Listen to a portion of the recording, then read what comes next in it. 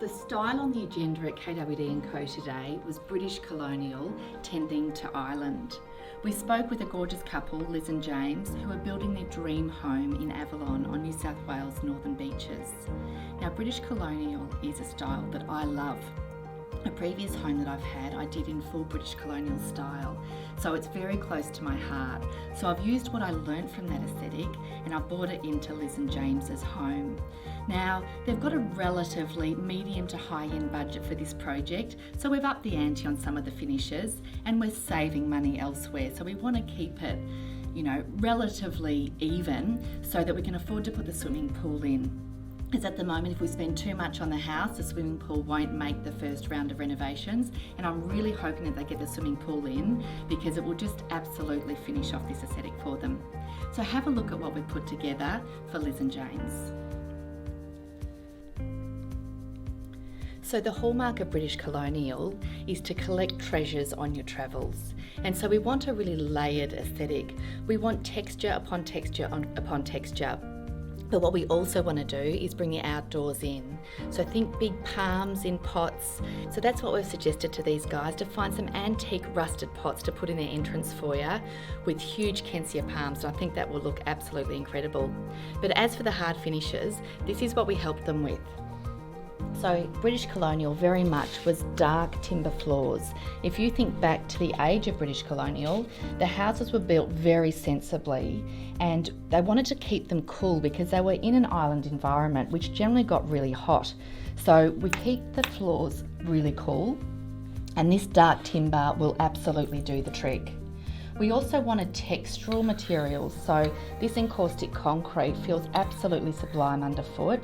And again, we've brought the outside in with the green colour, and we're going to layer pieces of furniture with leather in these browns, greens and tans. If we can get some rattan furniture in, fantastic. If the budget allows, we might even put rattan into the joinery, but it's actually a really high-end finish and joiners will charge a fortune. So we can get the same look by pulling it out of the joinery and just bringing it into furniture instead. We've got this incredible light fitting, which I actually used in a home of mine some time ago. It emulates a palm tree and it's made of brass. It's imported from overseas and we want to put one of these in the entrance foyer.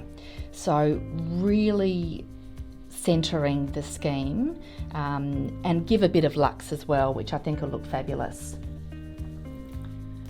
In the kitchen, we wanted to use this rubbed back profile with quite a bit of heavy detail. So really casual, and that brings the island feel to it and almost a bit weather beaten. We don't want Ireland to be too perfect.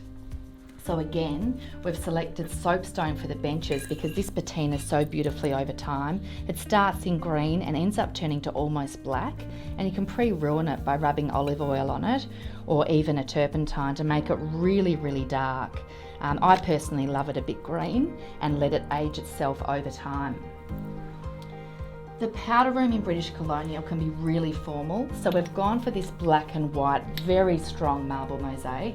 Now, this is really quite expensive as a product on its own, but a powder room is a really small area. So I say ham it up in a powder room, and we might even get some wallpaper in something like this fabric.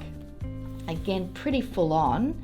If they're not really confident to use something so bold, let's pull it back a bit and maybe use a grass weave. And a grass weave is textural, but really casual too. If wallpaper's not on the agenda, we've also given them an option to use a subway tile. It is the safer option, will still look fantastic, but I would love for them to be gutsy and put in this fabric. We're going to use antique brass fittings on their door hardware because I think this is an aged looking material and it's going to really give that pared back feeling that we want. We want it aged, we want it patinaed, and we also too want to bring a bit of colour in because British Colonial used a lot of colour. So the house on the external we're going to use in this porter's paint in half rubble, and we might even do shutters on the outside windows in ochre. We were tossing up whether we did green shutters, but I think yellow is going to really give a bit of pop on the beach. So overall, I absolutely love this scheme. I think it's going to look fantastic. These guys are willing participants in allowing me to be a little bit bold with their aesthetic. So I'm really hoping that these guys send us some photos so we can show you their journey and we can show you what we've done to help them achieve their dream.